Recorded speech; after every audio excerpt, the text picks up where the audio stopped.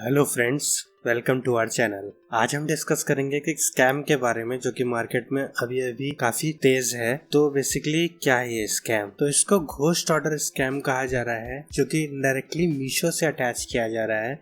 Means Meesho company के algorithm का misuse करके इससे एग्जीक्यूट किया जा रहा है। तो क्या है ये घोस्ट ऑर्डर, हम देख लेते हैं। तो क्या हो रहा है, रैंडम पीपल्स ऑर्डर रिसीव कर रहे हैं सीओडी पे। मींस जनरली लोगों को पैकेट्स रिसीव हो रहे हैं, एक रैंडम ऑर्डर्स जो कि कैश ऑन डिलीवरी पे हो रहे हैं, जो कि ऑब्वियसली उन्होंने ऑर्डर प्लेस नहीं किया है वो चीज। तो लोग समझते हैं कि एक फैमिली मेंबर ने, किसी ने ऑर्डर किया है और वो पे कर देते हैं इंस्टेंटली और ऑर्डर रिसीव कर लेते हैं। जनरली क्या हो रहा है, छोटा छोटा अमाउंट हो रहा है, 500-700 रुपये होता है, तो जनरली लोग पे कर देते हैं इजिली और रिसीव कर लेते हैं। और बाद में जब वो अपने फैमिली मेंबर से वेरीफाई कर रहे हैं तो पता लगता है कि किसी ने प्रोडक्ट ऑर्डर ही नहीं किया है, तो वो एंड अप स्कैम हो जाते हैं और फिर रिटर्न करना पड़ता है। रिटर्न भी नहीं हो रहा है मोस्ट ऑफ द केसेस में। तो कैसे अब मीशो इसमें इन्वॉल्व हो रहा है, हम देख लेते हैं मीशो कैसे वर्क करता है। तो मीशो जो वर्क करता है उसमें एक रीसेलर है, एक बायर है और एक सेलर पार्ट होता है। रीसेलर क्या करता है, अपना कमीशन ऐड करके कोई भी प्रोडक्ट सोशल मीडियाज वगैरह में प्रमोट करता है।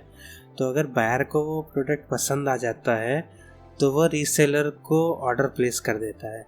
अब रीसेलर के पास तो कुछ है नहीं उसका इन्वेंट्री वगैरह, तो रीसेलर डायरेक्टली सेलर को कांटेक्ट करेगा और बायर का एड्रेस प्रोवाइड कर देगा और बोलेगा कि बायर को ये प्रोडक्ट शिप कर दिया जाए।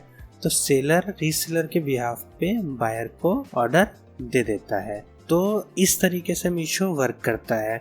अब इसमें रीसेलर खेल रहा है फेक ऑर्डर क्रिएट करके। तो रीसेलर ऐसा कर क्यों रहा है बेसिकली? तो अभी रिसेंटली मीशो ने जो कमीशन था रीसेलर को देने वाला, उसको 1% तक डिक्रीज कर दिया और इवन कुछ केसेस में और डिक्रीज कर दिया है। तो जो रीसेलर्स के रिवेन्यू थे वो काफ़ी ज़्यादा डिक्रीज हो चुके हैं। तो उसको इंक्रीज करने के लिए उन्होंने फेक ऑर्डर्स मारने स्टार्ट कर दिए हैं, क्योंकि उनका कमीशन तो उसमें बन जाता है अगर जनरली कुछ लोगों ने एक्सेप्ट कर लिया तो। दूसरा केस क्या है, अगर प्रोडक्ट रिटर्न भी होता है तो रीसेलर का कोई लॉस नहीं है। लॉस है सेलर का है जिसने पैकेजिंग पे खर्चा किया, या मीशो का है जिसने अदर एक्सपेंसेस को झेला गया है।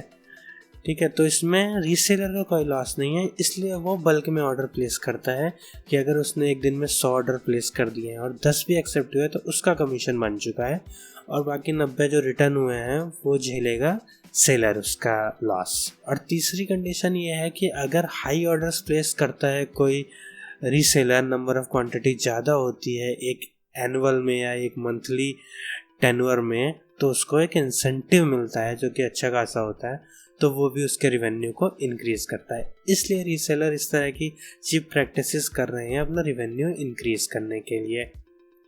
अब मीशो क्या कहता है, जब मीशो से सवाल पूछा गया तो मीशो ने जुलाई 14 को मीडियम पे एक पोस्ट डाला है जिसमें उसने सारे एलिगेशंस पे जवाब दिए हैं। तो सबसे पहला क्वेश्चन जो उठा है कि पैकेट पे मीशो का लोगो क्यों नहीं है।